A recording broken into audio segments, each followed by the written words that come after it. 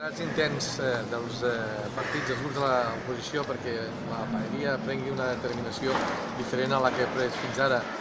de que denunciï d'una vegada per totes la involució des d'on tens cap aquí, però sobretot ara de forma més forta s'ha produït al nostre país. Doncs ara per ara, tant des del Partit Socialista com de Ciudadanos com del PP, evidentment que hi ha una actitud del tot contrària a això. Per tant, des dels grups de l'oposició, el que volem no és només posar damunt de la taula aquesta situació, no és només que la paeria no se sostregui del debat i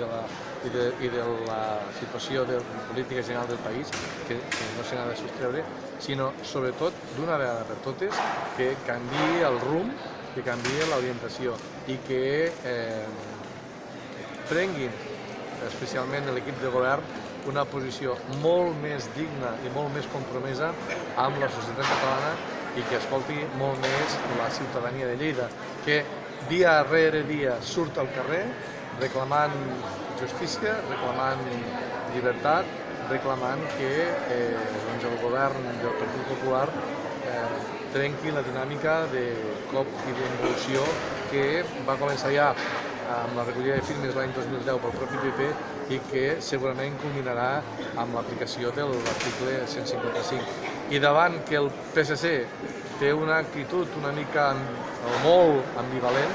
el que reclamem és que el nostre alcalde s'alineï amb aquells que han posat el crit al cel i que han dit que no és acceptable